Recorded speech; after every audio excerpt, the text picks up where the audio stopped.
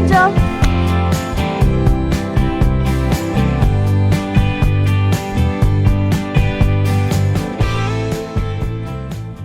Causes of excessive sweating.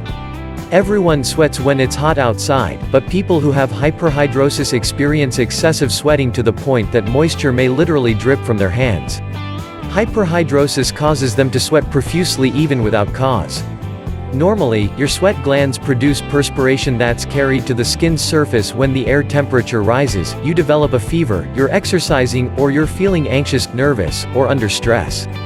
When those factors are no longer an issue, the nerves that signal sweating are put on hold. For the 1% to 2% of the population who have hyperhidrosis, however, the sweat glands don't shut off.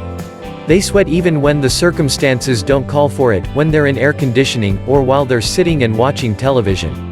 Some people even tell their doctors that they sweat in a swimming pool.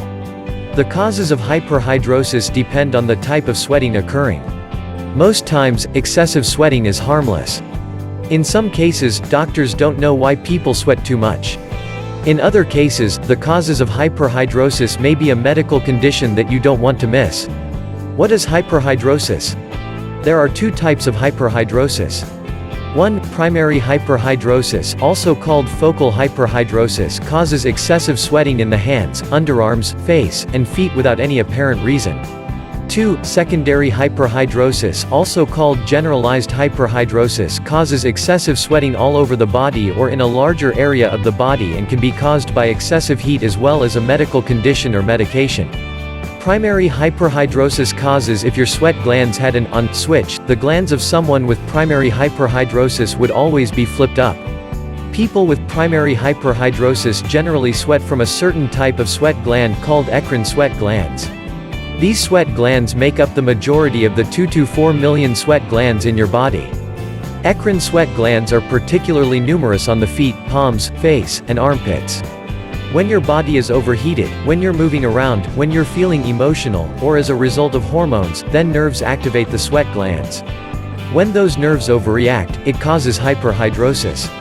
For instance, someone may only need to think of a situation that causes anxiety in order to break out in a profuse sweat. Doctors aren't sure why people have primary hyperhidrosis, although it may be hereditary. Many people tell their doctors they've experienced excessive sweating since they were a child. People with primary hyperhidrosis may be able to cope with non-surgical treatments, including 1. Over-the-counter or prescription-strength antiperspirants that contain aluminum. 2. Medications called anticholinergics that affect the nerve signals to sweat glands. 3. A low-intensity electrical current treatment called iontophoresis. 4. Botox injections for underarm sweating. Surgery is usually only considered as a last resort for people with severe sweating in their hands and underarms. Surgery may involve removing sweat glands from the area. During another procedure, called thoracic sympathectomy, a surgeon cuts and destroys the nerves responsible for sweating. One common side effect is excessive sweating in other parts of the body, such as the chest, back, or legs. Other possible risks include bleeding into the chest and nerve problems.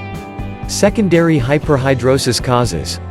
Sweating from secondary hyperhidrosis is different from primary hyperhidrosis in that it tends to happen all over or in one general area instead of just the hands, underarms, face, or feet.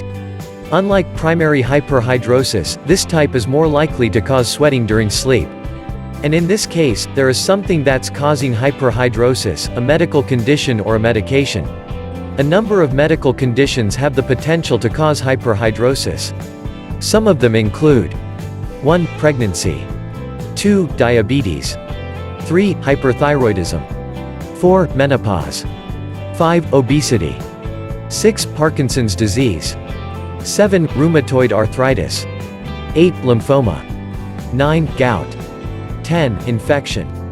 Uncovering the underlying condition and getting the proper treatment for it will help decrease the sweating of secondary hyperhidrosis.